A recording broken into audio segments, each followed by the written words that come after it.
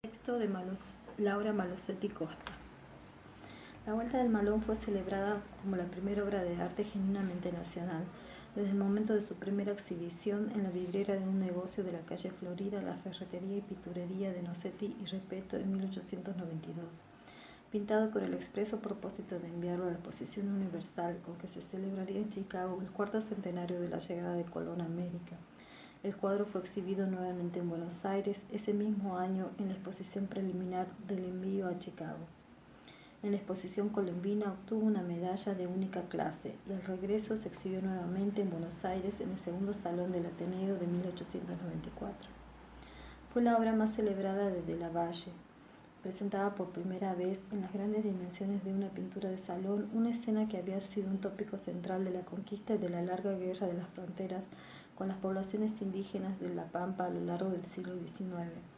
El saqueo de los pueblos fronterizos, el robo de ganado, la violencia y el rapto de las cautivas. En el manejo de la luz y la pincelada se advierte la huella de formación desde Lavalle en Florencia, no solo el aprendizaje con Antonio Ciceri, sino también el conocimiento de los pintores del Renacimiento italiano.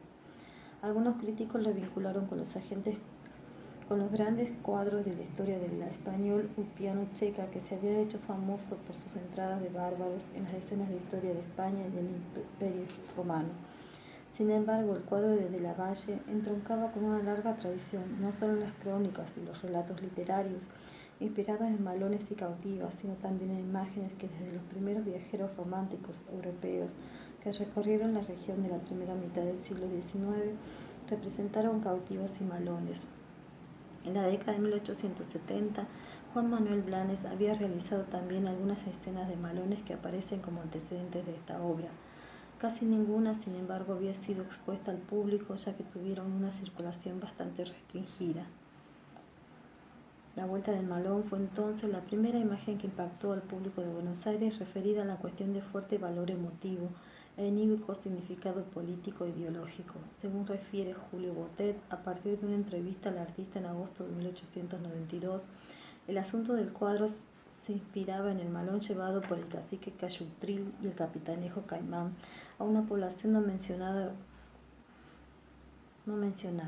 Otro comentario en el diario Sudamérica ubicaba el episodio en la población de 25 de Mayo, pero más allá de la anécdota, el cuadro aparece como una síntesis de los tópicos que circularon como justificación de la campaña del desierto de Julio Argentina Roca en 1879, produciendo una inversión simbólica de los términos de la conquista y el despojo.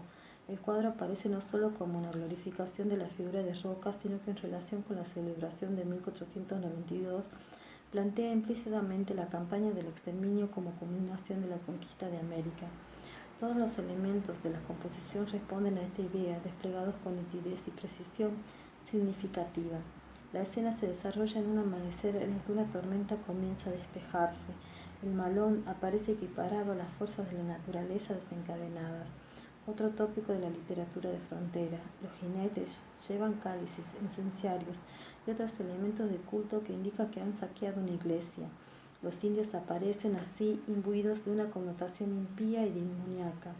El cielo ocupa más de la mitad de la composición, dividida por una línea de horizonte apenas interrumpida por las cabezas de los guerreros y sus lanzas. En la oscuridad de este cielo se destaca la luminosa cruz que lleva uno de ellos y una larga lanza que empuña otro, como símbolos contrapuestos de la civilización y barbarie. En la montura de dos de los jinetes se ven cabezas cortadas, en alusión a la crueldad del malón.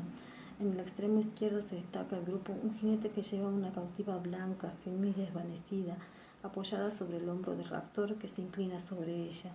Fue este el fragmento más comentado de la obra, a veces en tono de burla, aduciendo una connotación erótica o bien criticando cierta inadecuación del aspecto demasiado civilizado y urbano de la mujer y de su pose con el resto de la composición.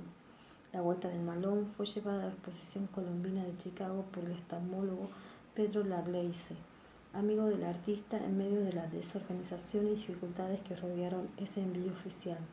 Fue exhibida en el pabellón de manufacturas como parte del envío argentino junto a bolsas de cereales, lanas, cueros, etc.